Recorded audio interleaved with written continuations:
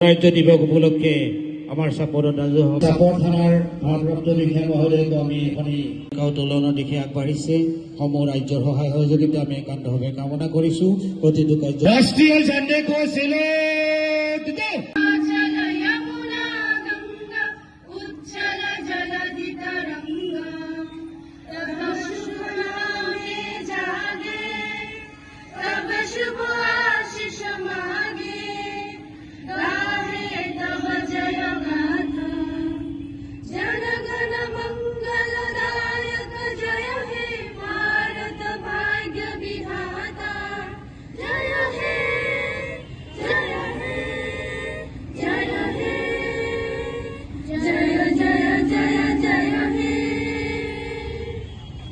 পালন কৰক অধিকাৰ আৰু কৰ্তব্য একেটা মুদ্ৰাৰে ইপিঠি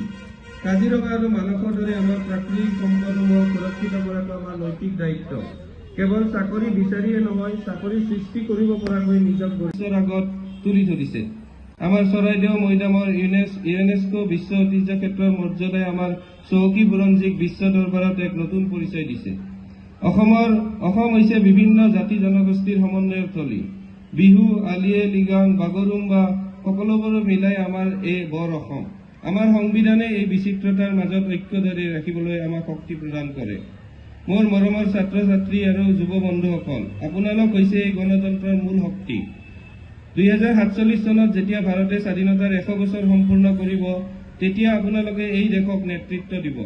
সেইবাবে চৰকাৰে নতুন দিল্লীত বিশ্ববিদ্যালয় ক্ৰীড়া প্ৰকল্প আৰু ডিজিটেল শিক্ষাৰ ওপৰত বিশেষ গুৰুত্ব আৰোপ কৰিছে মনত ৰাখিব গণতন্ত্ৰ কেৱল আইনৰ দ্বাৰা নচলে বৰঞ্চ অসম এতিয়া আদৰ্শ ৰাজ্য হিচাপে পৰিগণিত হৈছে বিকশিত অসমৰ সংকল্পৰে আমি কেইবাটাও গুৰুত্বপূৰ্ণ মাইলৰ খুঁটি স্পৰ্শ কৰিছো আমাৰ ৰাজ্যৰ জিএছডিপি আশাব্যঞ্জকভাৱে বৃদ্ধি পাইছে বিশ্ব অৰ্থনৈতিক মঞ্চত অসমৰ সক্ৰিয় অংশগ্ৰহণে প্ৰমাণ কৰিছে যে আমাৰ ৰাজ্য এতিয়া বিনিয়োগৰ বাবে বিশ্বৰ অন্যতম আকৰ্ষণীয় স্থান আজি চৌৰা বাকৰাৰ এপিডিচিএল পাৱাৰ প্ৰজেক্ট জাগিৰোডৰ ছেমিকণ্ডাক্ট উদ্যোগৰ স্থাপন আৰু এডভান্টেজ আছামৰ জৰিয়তে হাজাৰ হাজাৰ যুৱক যুৱতীৰ নিয়োগৰ সুযোগ দিয়া হৈছে ব্ৰহ্মপুত্ৰৰ ওপৰত নিৰ্মিত নতুন দলংসমূহৰ পৰা আৰম্ভ কৰি গাঁৱে গাঁৱে নিৰ্মাণ হোৱা পকী পথলৈকে সকলোতে উন্নয়নৰ চাপ পৰিস্ফুট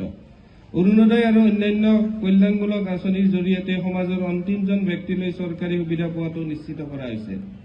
এটিকলি দুটিপাত মডেল স্কুল মাটিৰ পাট্টা আদিৰ যোগেদি চাহ বাগানৰ এলেকাৰ সৰ্বাংগীন উন্নতি সাধন কৰাৰ চেষ্টা কৰা হৈছে এইবাৰ নতুন দিল্লীৰ যিকোনো খবৰৰ বাবে যোগাযোগ কৰক আমাৰ এই নম্বৰত 9181 307 2221